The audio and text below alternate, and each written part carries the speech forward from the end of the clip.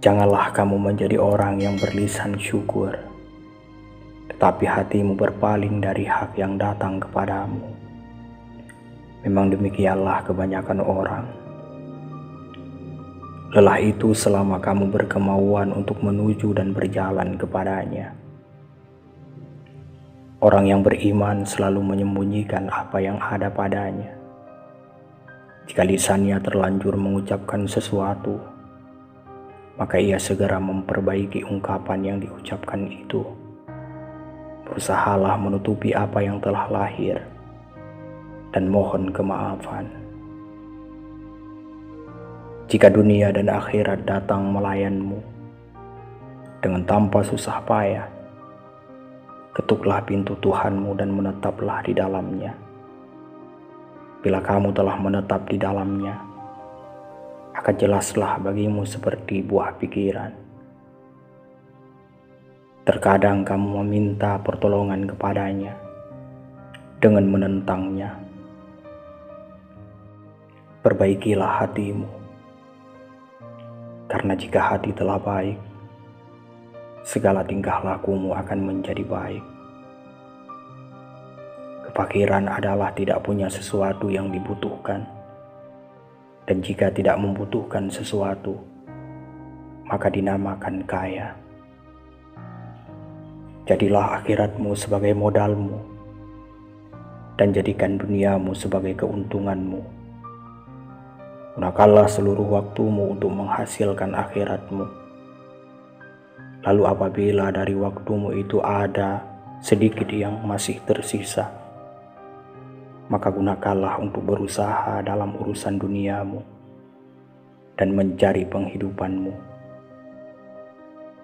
Berpikirlah bahwasanya sesuatu yang kamu cintai di dunia ini tidak akan kekal selamanya, tidak abadi, dan pasti fana. Jika kamu telah menyadari hal ini, maka kamu tidak akan melupakannya walaupun sekejap.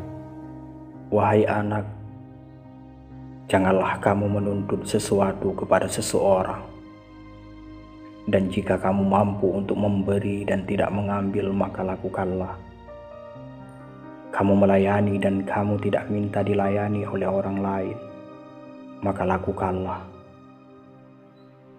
Nasihatilah dirimu terlebih dahulu, barulah kemudian menasihati orang lain. Kamu harus lebih memperhatikan nasib dirimu.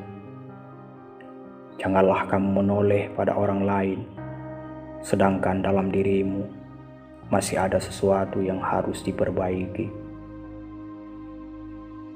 Orang yang zuhud itu berpuasa dari makan dan minum, sedangkan orang yang arif itu berpuasa tanpa diketahui. Orang yang beriman selalu menyembunyikan apa yang ada padanya. Jika lisannya terlanjur mengucapkan sesuatu yang kurang baik, maka ia segera memperbaiki ungkapan yang diucapkan itu. Berusahalah menutupi apa yang telah lahir dan mohon kemaafan. Janganlah kamu menghendaki kelebihan dan kekurangan. Janganlah mencari kemajuan dan kemunduran, sebab ketentuan telah menetapkan bahagian masing-masing. Setiap orang di antara kamu tidak diwujudkan melainkan telah ditentukan catatan mengenai pengalaman hidupnya secara khusus.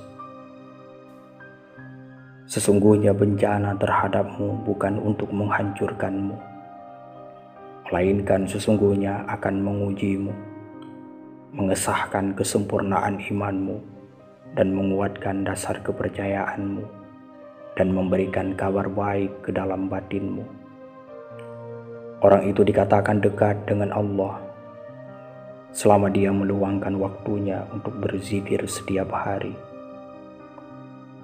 Wahai muridku, jangan jadikan apa yang kamu makan dan minum, yang kamu pakai, yang kamu nikahi, dan berkumpul dengannya sebagai tujuan dan cita-cita.